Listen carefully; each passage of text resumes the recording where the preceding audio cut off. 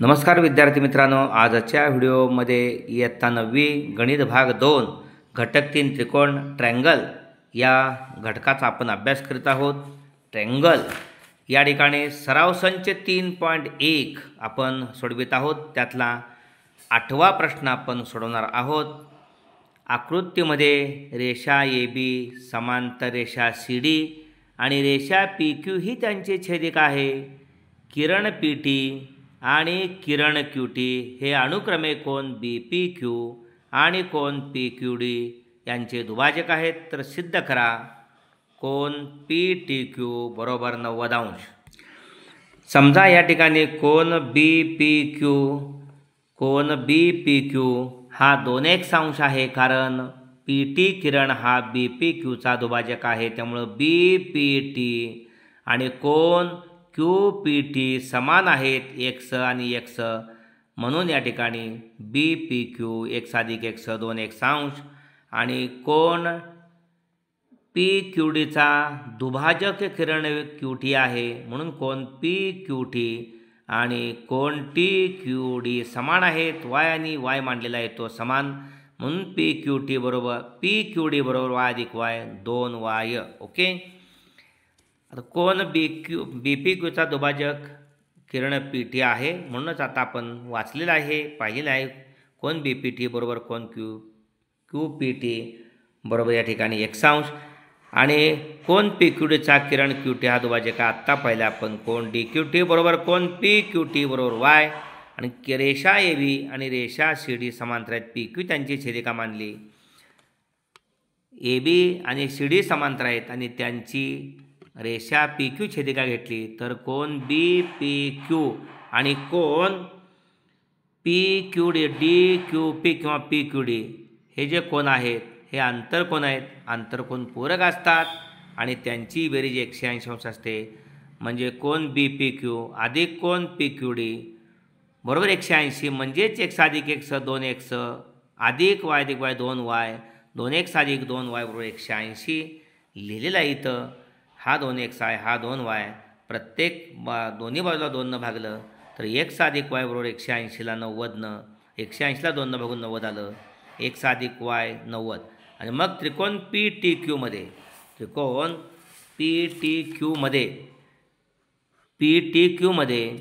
कोन या ठिकाणी TPQ अधिक कोन PQT अधिक कोन PTQ तिघं आहेत, तिघांची बेरीज 180, म्हणजेच त्यामध्ये हा जो TPQ आहे x आहे आणि कोन PQT y आहे, म्हणून x अधिक y अधिक PTQ बरोबर 180। x अधिक y ची किंमत 90 काढलेली आहे, तेच 3 लिहिलेले आत्ता वाचलेले। त्रिकोण PTQ मध्ये कोन PTQ अधिक कोन QPT अधिक कोन PQT बरोबर 180। त्रिकोणाच्या 3 कोनांची बेरीज कोन PTQ हा QPT आणि PQT x अधिक y बरोबर 180, x अधिक y ची किंमत 90 आहे। PTQ अधिक 90 अंश बरोबर 180, 180च्या पलीकडे 90 गेल्यानंतर 180 वजा 90 होणार आहे, म्हणजे PTQ 90 अंश।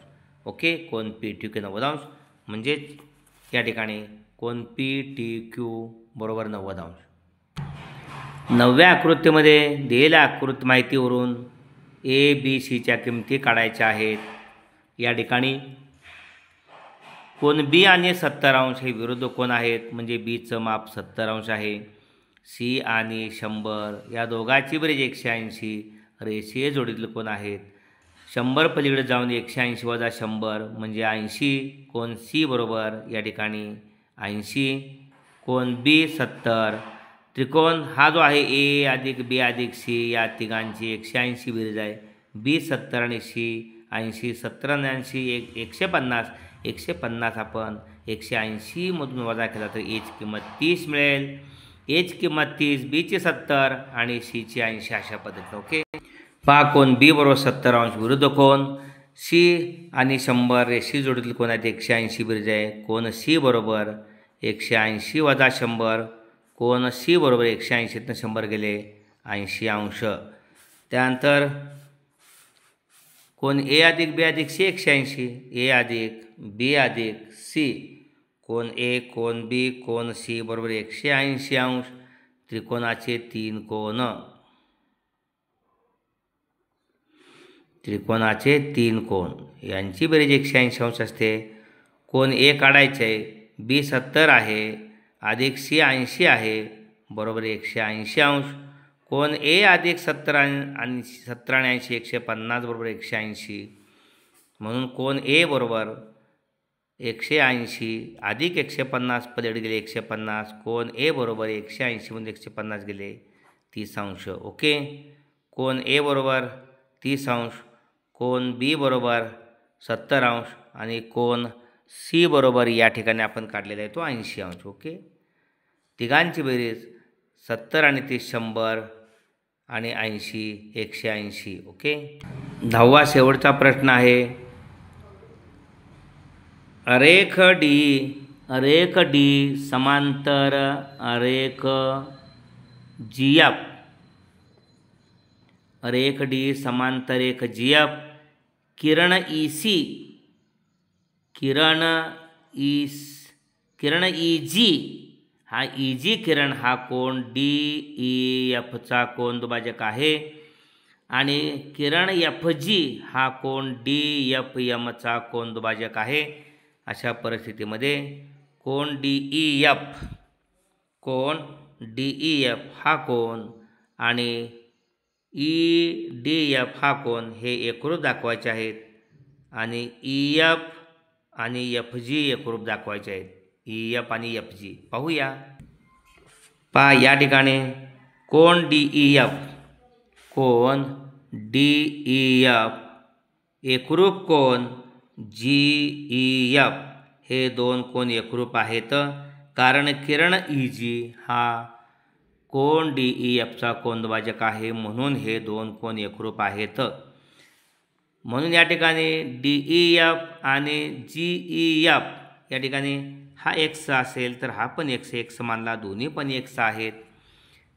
म्हणून DEF हा पूर्ण DF म्हणजे x अधिक x 2x. ओके. अशा पद्धतीनं हा या ठिकाणी DEF आणि GEF बरोबर 1 अंश म्हणजे हा आणि हा 1 अंश आहे त्याला 1 आपण मांडलेला आहे आणि हा पूर्ण DEF आहे x अधिक x दोघांची बेरीज 2x याला 2 मांडलेला आहे. आता रेषा EF आणि GF DE आणि GF या समांतर रेषा आहेत आणि EF त्यांचे छेदिक असेल तर या ठिकाणी कोन DE आणि FG या दोन समांतर रेषांची ही EF छेदिक असेल तर पूर्ण हा कोन DEF आणि कोन GFM हे संगत कोन आहेत. हा जर x अधिक x 2x असेल तर हा सुद्धा 2x असणार आहे. ओके. मग GFM हा 2x आहे. DFG आणि GFM समानच आहेत कारण FG हा किरण FG हा कोन DFM चा कोन दुभाजक म्हणून हा पण 2x म्हणून कोन DFM बरोबर 2x अधिक 2x बरोबर 4x. ओके. हे नमूद केलेलं आहे इथे या ठिकाणी. हे दोन्ही समान आहे. DEF आणि GFM संगत कोण आहेत. कोन GFM बरोबर 2x अंश 2 वरून कोन GFM हा 2x आहे. ओके. 2x अंश म्हणजे कोन DFM म्हणजेच DFG अधिक कोन GFM 2x अधिक 2x बरोबर 4x DFM 4x. ओके. इथं त्रिकोण हा जो कोन आहे DFM हा त्रिकोण DEF चा बाह्य कोन आहे. कोन DFM हा त्रिकोण DEF चा बाह्य कोन आहे म्हणून बाह्य कोनाच्या प्रमेयानुसार DFM चे माप कोन EDF आणि कोन DEF यांच्या बेरजेबरोबर असतं. DFM ऑलरेडी 2x 4x आहे आणि कोन EDF हा काढायचा आहे. DEF हा 2x x अधिक x 2x. मग EDFचं माप काढण्यासाठी हा 2x मागे घेतला 4x मध्ये 2x गेला 2x आला. EDF 2x म्हणजे EDF 2x आहे DEF 2x आहे म्हणजेच या ठिकाणी आपल्याला साध्य करायचं आहे सिद्ध करायचं आहे कोन DEF हा कोन आणि कोन EDF हे दोन कोन एकरूप आहे ते सिद्ध करायचे. इथं आपण केलेलं आहे. हा EDF हा DEF 2x आहेच. ओके, DEF x अधिक x 2x आहेच. त्यामुळे आता आपण EDF काढणार आहोत. किमती घातलेल्या बाह्यकोनाचा प्रमेय वापरलेला आहे. 4x वजा 2x हा 2x मिळाला EDF सुद्धा 2x आहे आणि DEF 2x आहे. हा DEF 2x EDF सुद्धा 2x मिळाला. म्हणजेच या ठिकाणी त्रिकोण DEF मध्ये हे दोन त्रिकोण एकरूप आहेत. DEF एकरूप कोन DEF आणि EDF म्हणजे हे दोन त्रिकोण एकरूप आहेत. ओके, आणि हे दाखवायचं असलं DEG जो आहे कोण हा DEG हा EDFच्या निम्मा दाखवायचा असेल तर आता सध्या या ठिकाणी हा DEG हा DEFच्या निमपट आहेच. कारण x 2x x हा 2x निम्मा आहे.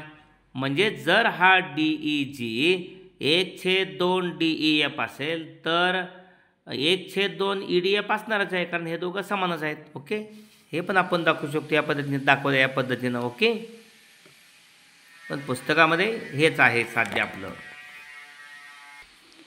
त्यानंतर आपल्याला EF बरोबर FG दाखवायचे आहे. EF बरोबर FG त्यासाठी आपल्याला रेषा DE समांतर रेषा GF, रेषा ED आणि GF समांतर आहे आणि छेदिका आपण आता EG घेतलेली आहे. EG छेदिका घेतलेली आहे. त्यामुळे तिथले संगत कोण एकरूप आहेत. रेख DE आणि रेख FG समांतर घेतली, EG छेदिका घेतली तर कोण DEG हा कोण पूर्ण आणि कोण EGF हे दोन्ही पण x मापाचे आहेत. ओके, मग DEGX असेल तर GEF सुद्धा x आहे. म्हणजे या ठिकाणी त्रिकोण EGF मध्ये हा कोण आहे FEG आणि EGF हे दोन्ही कोण समान आहेत आणि समद्विभुज त्रिकोणाचं प्रमेय आहे. एकरूप कोणासमोर भुजा असतात, समान असतात. म्हणूनच EF ही या x समोरची भुजा आहे G समोरची आणि ही GF जी भुजा आहे ती या E समोरची आहे म्हणजे या x समोरची. म्हणजे EF बरोबर FG सविस्तर मांडणी केलेली आहे. इथं DE समांतर GF आणि त्यांची छेदिका EG घेतल्यास कोण DEG एकरूप कोण FGE संगत कोण आहेत, सॉरी व्युत्क्रम कोण आहेत.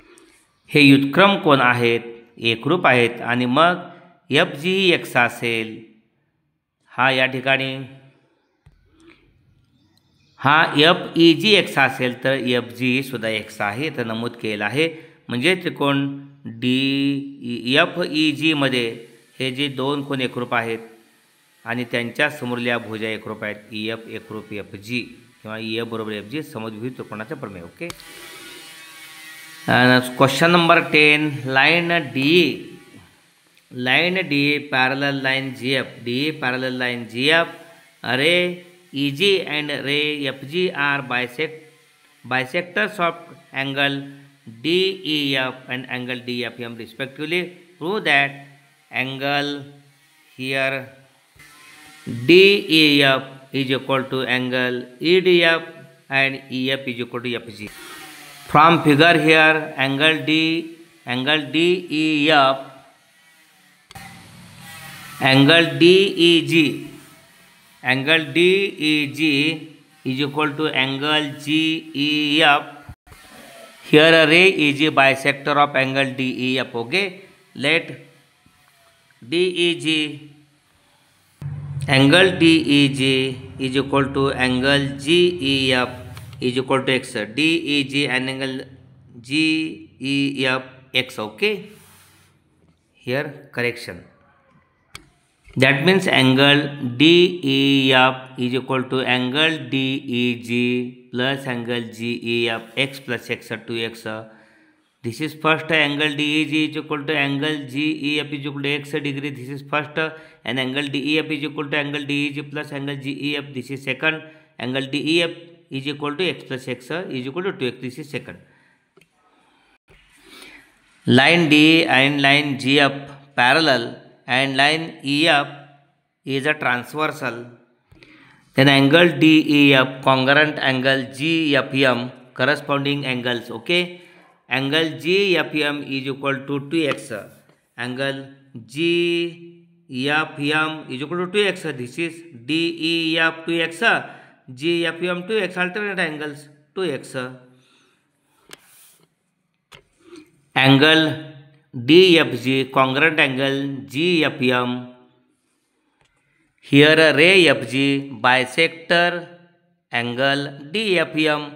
Therefore angle DFG is equal to 2x. Okay, DFG is equal to 2x. DFG 2x. DFG is equal to 2x.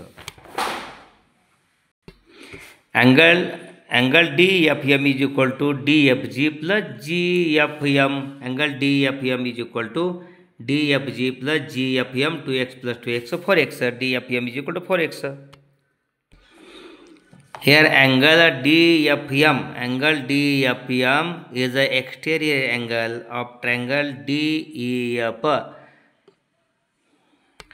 Theorem of remote interior angles. Here angle DFM is equal to angle EDF plus angle DFM. Okay, that means DFM is 4x is equal to EDF. Angle can be calculated. DEF 2x, 4x minus 2x, so 2x is EDF. That means here two angles EDF and DEF 2x each angle. Okay, EDF 2x and DEF 2x. Therefore here angle DEF is equal to EDF. Okay, this is first proof. That means here angle EDF is equal to twice angle DEG. EDF is equal to twice angle DEG. Okay, DEG. Again here angle DEF is x plus x. That means 2x. That means angle DEF is double of x. And also angle EDF is a double of x. That means 2x. Therefore angle DEDF is equal to twice angle DEG. Okay, that means angle DEG is equal to 1 half angle EDF. This is second proof. Then line D parallel line GF and EG is a transversal. Line ED and line GF is a parallel, then EG is a transversal. Angle FEG. So sorry, line ED and line FG is parallel and line EG is a transversal. Angle DEG equal EGF, alternate angles. That means x, this angle is x, also this angle is x. This x, that means in triangle EFG, angle EFEG x and EFGE also x. Isosceles triangle theorem, EF is equal to FG. Opposite sides of equal angles are equal. Therefore triangle D is FEG. In triangle FEG, angle EFGE, congruent angle GEF, EF is equal to FG. Okay, अशा पद्धतीने हा video आपण जरूर like करा. आपल्या सर्व नवीतल्या विद्यार्थ्यांच्यासाठी तो share करा. धन्यवाद.